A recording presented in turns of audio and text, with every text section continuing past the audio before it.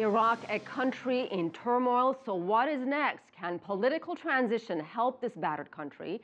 To analyze the situation, I'm joined by Theo Sitther. He's a legislative secretary for Peacebuilding Policy from Friends Committee on National Legislation. So Theo, we're getting reports of these mass killings by Islamic State militants. What does this say about their brutality, about their tactics? Their tactics are extremely brutal. The international community should take some sort of action. However, the current actions taken by the U.S. in terms of military strikes, I believe, are not going to solve the problem.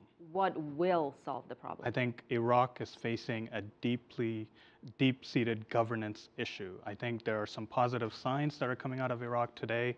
The new prime minister has reached out to the Sunni minorities, and there's some positive signs. And we hope that they can find some path to reconciliation between the sectarian divides and build a country that is representative and inclusive for all Iraqis, including the minorities. So do you think that should be Haider al-Abadi's first order of business, to unite the Kurds and the Shiites and Sunni, to be one country again, really? Precisely, and set policies in motion that'll bring the Sunni minorities, the moderates that have been there all along, into a power-sharing deal that provides services and governance all across Iraq for all of its people, not just for one sect. You know, someone listening to us might say, you know what, that's easier said than done. This is obviously a very complicated issue.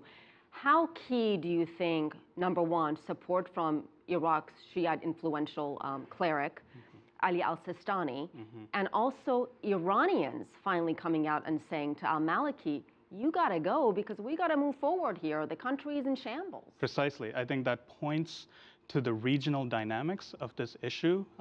It's not only Iran that plays a role, but Syria as well. And I think, the whole international community bears a burden here. And the U.S., U.S. has pumped in massive amounts of weapons into this country, and they are continuing to do so in terms of arming the Kurdish militia and so forth. I think the international community can come together and address this, not only as an Iraqi issue, but also as a regional issue. IS, which is fighting across Iraq now, grew out of the civil conflict in Syria. You know, you mentioned the international community should come together, but we usually hear U.S., the Western allies. What about Sunni countries? What about Jordan? What about the Gulf state? Why have they been so quiet about ISIS and what's happening in Iraq? I think part of the reason that Sunnis have felt isolated in this process is because the government of Iraq that had been in place had isolated them in power sharing. And I think that is crucial. So many of the problems that we see around the world today is because of governance, because people feel that they are not represented either politically or economically or in other ways, and they feel no choice but to take up arms. And I think if we're able to address governance through civilian mechanisms, we will be able to solve a lot of these issues. So let's go back to Haider al-Abadi again.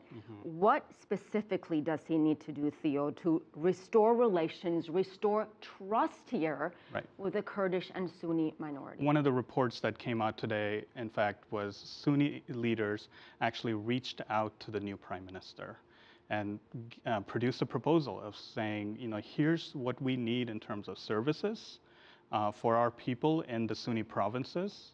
We need the security forces to stop causing human rights abuses and give us a certain level of autonomy so that we can govern ourselves, decentralized governance. I think the new Prime Minister, Mr. Abadi, will do well to pay attention to these recommendations from the Sunni leaders. And finally, what does al-Abadi need to do to stop the advance of the ISIS terrorists that are just rampaging through the country?